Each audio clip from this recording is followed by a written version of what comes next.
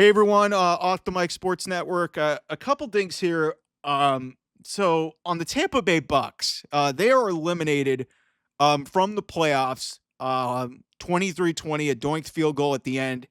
There's a couple ways I could take this, but let's start off with this. Um, the Bucks have to fire Todd Bowles. It's been long enough.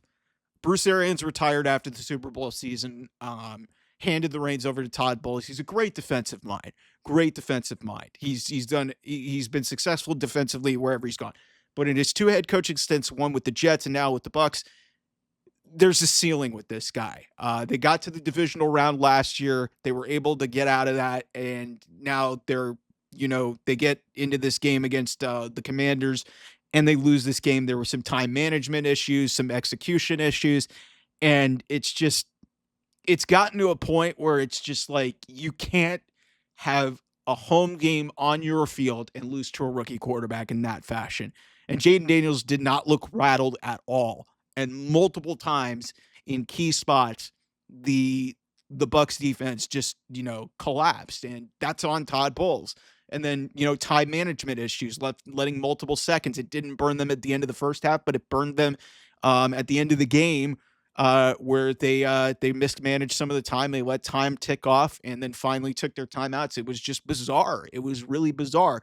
And this isn't the first time that this has happened. Like, he had issues with the Jets, and that's the reason why he was no longer the head coach there. He got another opportunity because it was a succession plan in Tampa Bay.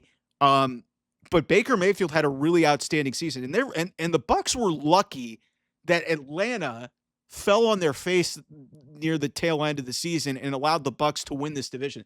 Tampa Bay did not have any form of tiebreaker over Atlanta. Atlanta flopped down the stretch of the season because Kirk Cousins just ran out of gas. They went to Michael Penix in the last few weeks of the season, and they lost a couple of games down the stretch that really cost them the division.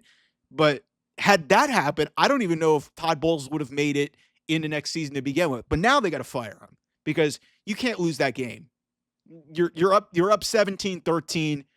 You have a bad sequence there. Your defense surrenders a couple of big plays, and then they give up the field goal at the end. If it were up to me, another reason why I would do this is because their offensive coordinator Liam Cohen is a hot commodity in terms of the coaching ranks.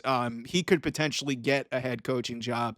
It would be the second consecutive offensive coordinator with Dave Canales going to the Panthers last offseason. I could totally see Liam Cohen going somewhere else that doesn't get Ben Johnson.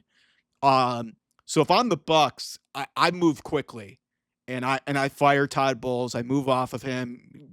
This is their ceiling. With Liam Cohen, I think at least you have an offensive mind, a play caller that aligns with Baker Mayfield. You could figure out the rest of the defensive staff. At least you keep it in-house, and you don't allow this guy who's clearly going to be a head coach at some point in the NFL go somewhere else. And it's like I said, with Todd Bowles, it's just like you're not winning a Super Bowl with him. The ceiling that they had was the divisional round last year, and they lost at Detroit. They had a chance to win that game, and they didn't win it. This year, you have a home playoff game, a chance to go to the divisional round, go to Philadelphia, and you lose the game. You're up in the fourth quarter of that game. What happened? And then some time management issues really cost them a lot of opportunities in this game. So that's my first take. I'll have another take here coming up that's Browns related, ironically, with Baker Mayfield on the Bucks. So until then, I will see you guys soon. Bye-bye.